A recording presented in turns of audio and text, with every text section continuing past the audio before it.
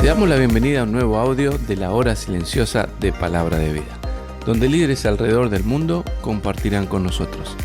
El día de hoy escuchamos a... Hola, me da gusto tener la oportunidad de compartir contigo el devocional de la hora silenciosa de hoy.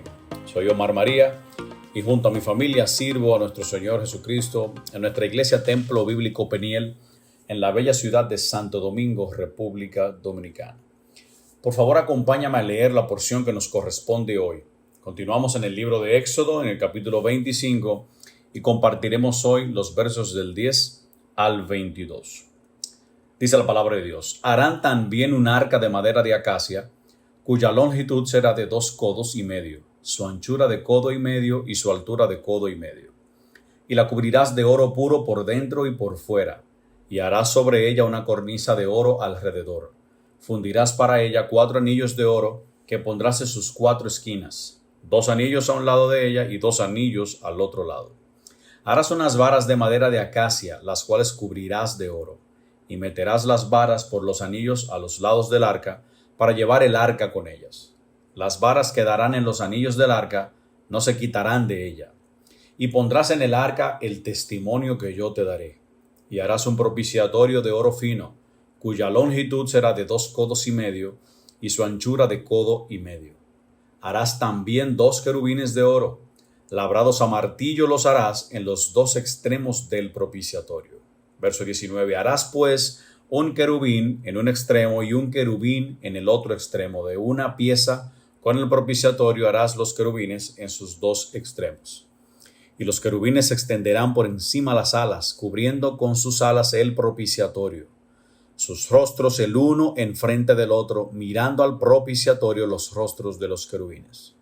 Y pondrás el propiciatorio encima del arca, y en el arca pondrás el testimonio que yo te daré. Y de allí me declararé a ti, y hablaré contigo de sobre el propiciatorio, de entre los 2 querubines que están sobre el arca del testimonio, todo lo que yo te mandaré para los hijos de Israel. Que Dios bendiga su palabra en nuestros corazones. Quiero compartir contigo algunos consejos que podemos extraer del texto recién leído.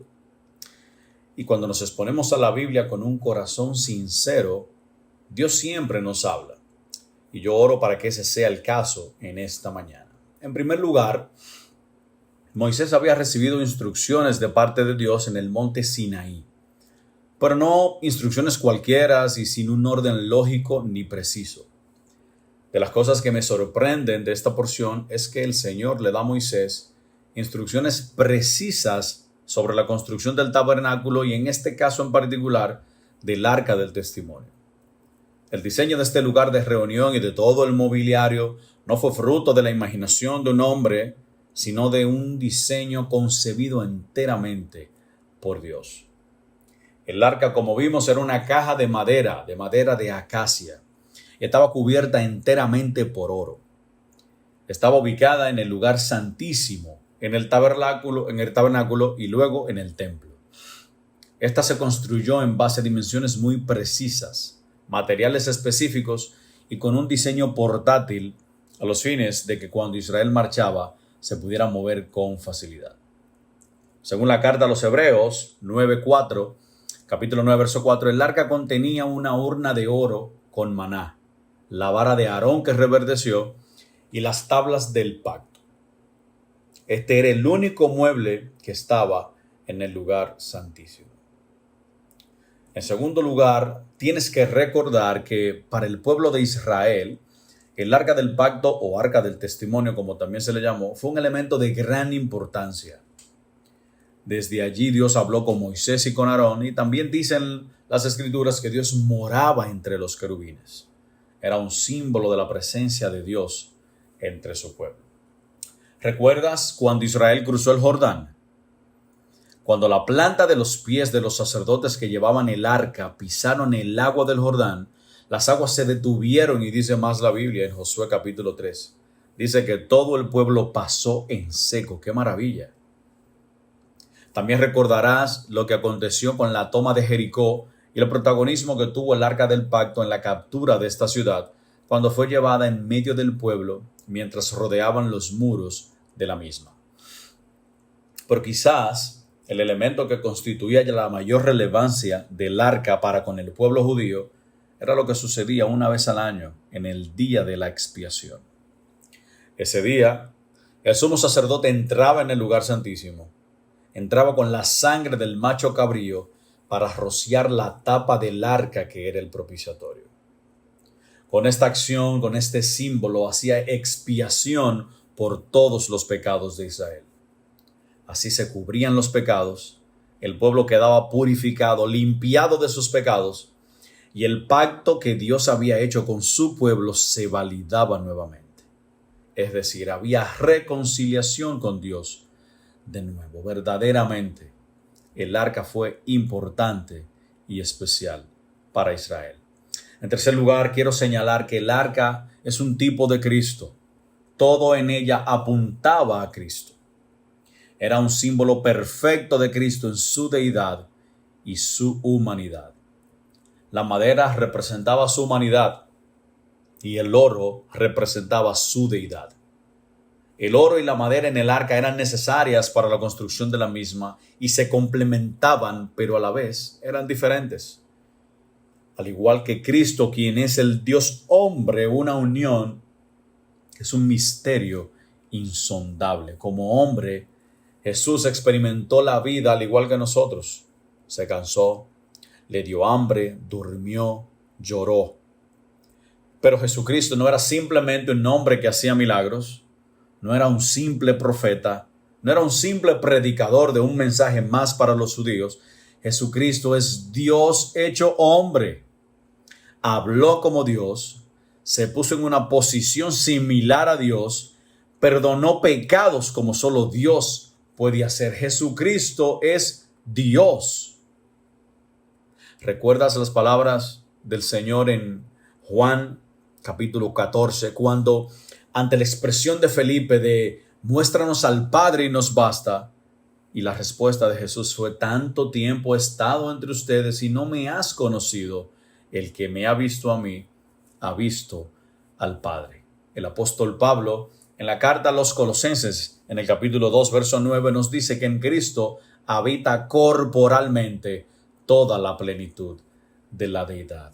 Una unión que es difícil para la mente humana comprender en toda su extensión, pero que significa la mayor muestra de amor de parte del Creador del universo para con su creación. Cristo vivió la vida que tú y yo no podíamos vivir y sufrió la muerte que tú y yo debíamos morir.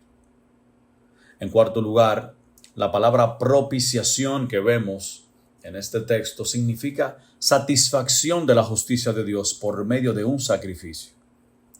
Ya vimos cómo el sumo sacerdote en los tiempos del Antiguo Testamento debía entrar al lugar santísimo una vez por año y ofrecía un sacrificio y luego era rociada esa sangre en el propiciatorio. Pero qué grandísima alegría me da leer pasajes como Primera de Juan, capítulo 2, verso 2, donde la Biblia me dice: y Él es, hablando de Cristo, la propiciación por nuestros pecados, y no solamente por los nuestros, sino también por los de todo el mundo. Alabo el nombre de Dios, porque en Jesucristo mis pecados han sido perdonados completamente, porque el Padre mira a Cristo y ¿sabes qué ve? Satisfacción. Él está satisfecho por el sacrificio de Cristo y ahora me ha declarado justo delante de su presencia. Quiere decir que nuestro Dios ha recibido el sacrificio de Cristo una sola vez y para siempre y lo ha hallado suficiente. Ya no tenemos necesidad de sacrificios cada año y de la muerte de machos cabríos, pues el Cordero de Dios fue sacrificado por amor a ti y por amor a mí. En el propiciatorio, esta tapa que estaba encima del arca, se derramaba la sangre del sacrificio. En la cruz, el Salvador derramó su sangre preciosa y bendita por todos nosotros. Finalmente, Dios nos ha mostrado en este devocional que Él siempre nos da instrucciones precisas, que Él no deja al azar las instrucciones en cuanto a nuestra relación con Él, con los demás y a cómo debemos vivir. Que el arca nos apunta a Cristo, el Dios hombre, que nos señala a nuestro sumo sacerdote, que se compadece de nuestras debilidades, aquel que fue tentado en todo según nuestra semejanza, pero sin pecado. Cristo conoce cada lucha, cada caída que hemos tenido, se compadece de nosotros e intercede por nosotros ante el Padre. Gracias, Jesús, por tanto. Deseo que estas verdades sobre quién es Cristo y su obra en tu favor te hagan serle fiel y compartir tu fe y tu amor por Él con otros. Te animo y te reto a que sigas profundizando tu estudio de la palabra de Dios y que pases tiempo de calidad a solas con Él. Él te recompensará. Dios te bendiga. Gracias por escucharnos. Recuerda que este audio no reemplaza tu tiempo a solas con Dios. Te animamos a que escribas tus aplicaciones personales. Hasta mañana.